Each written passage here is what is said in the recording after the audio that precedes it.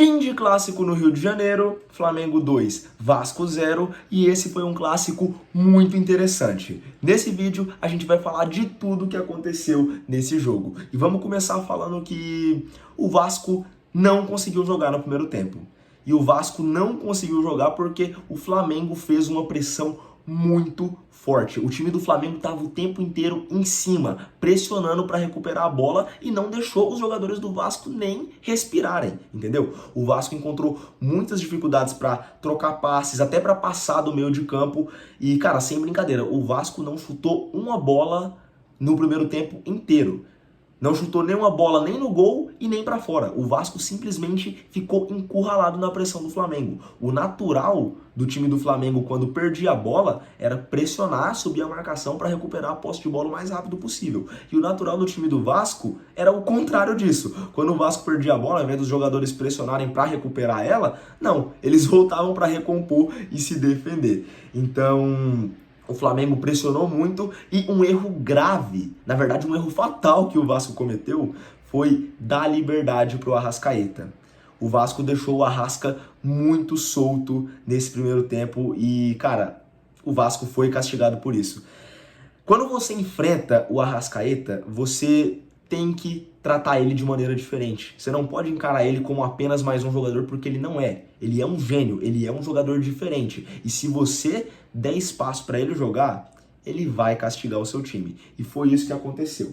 Olha só, o Arrascaeta com muita liberdade para conduzir a bola. Esse aqui foi o lance que originou o pênalti que acabou resultando no primeiro gol do Flamengo. Olha só, o Arrascaeta com muita liberdade conduz, aciona o Bruno Henrique, que aciona o Plata, que faz um ótimo corte e é derrubado dentro da área, pênalti. Você pode ver que os jogadores do Vasco nem reclamam porque todo mundo viu que foi pênalti. Ninguém reclamou, eu achei isso muito interessante porque qualquer pênalti que é marcado aqui no Brasil, os jogadores já se reúnem em rodinha em cima do juiz para reclamar, para xingar, mas não foi o caso porque todo mundo viu que foi pênalti e ó, vamos jogar bola. Foi pênalti, bate o pênalti, vamos jogar bola. Eu achei bem legal essa postura dos jogadores do Vasco. E aí teve esse pênalti em cima do Plata, que foi muito bem cobrado e convertido pelo Bruno Henrique. Olha só, ele deu uma chapada forte, cruzada, sem chances pro goleiro do Vasco, Léo Jardim.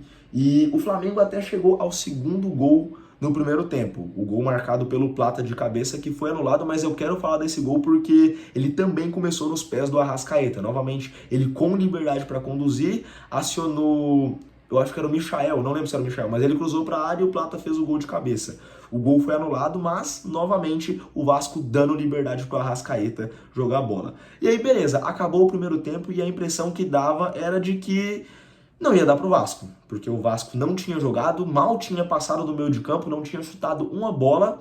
Então, tipo, a impressão que dava é que, cara, o Flamengo vai matar esse jogo e o Vasco não vai nem conseguir competir, porque o Vasco não conseguiu competir nos primeiros 45 minutos e, cara, de verdade, mesmo depois de tomar um gol de pênalti e tomar aquele gol que foi anulado, a postura do Vasco não mudou, entende? Então a impressão que dava é que o Vasco ia seguir sem conseguir competir com o Flamengo.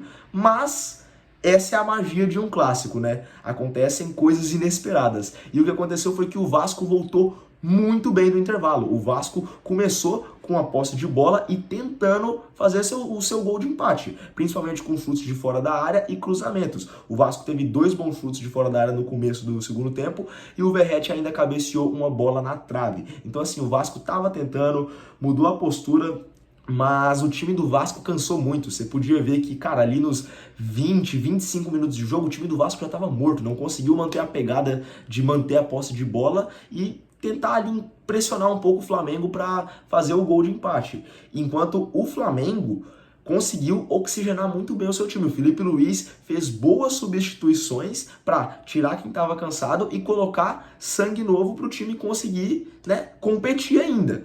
E o que aconteceu é que o Flamengo foi lá e matou o jogo. O renovado Flamengo foi lá e matou o jogo contra o time cansado do Vasco com um verdadeiro golaço de Everton Cebolinha. Olha só, o Wesley vai fazer condução aqui pelo meio e olha só, ele tenta o passe e acaba errando, ele recupera a bola, toca no Everton Cebolinha que corta e dá uma chapada perfeita para matar o jogo. Tá aí a comemoração do Cebolinha e foi isso que aconteceu nesse clássico Flamengo e Vasco. O primeiro tempo o Vasco não competiu, o segundo tempo o Vasco conseguiu criar chances até os 20 minutos, mas aí o time cansou e no final do jogo o Flamengo conseguiu matar e vencer mais um clássico. Esse time do Flamengo tá muito interessante e eu acho que chega muito forte para a temporada de 2025. E você, o que achou desse clássico? Comenta aqui que eu quero saber a sua opinião. Deixa o gostei, se inscreva no meu canal porque aqui eu falo de futebol sem clubismo e me segue no Instagram e no TikTok, o link tá na bio porque lá eu falo de futebol com clubismo.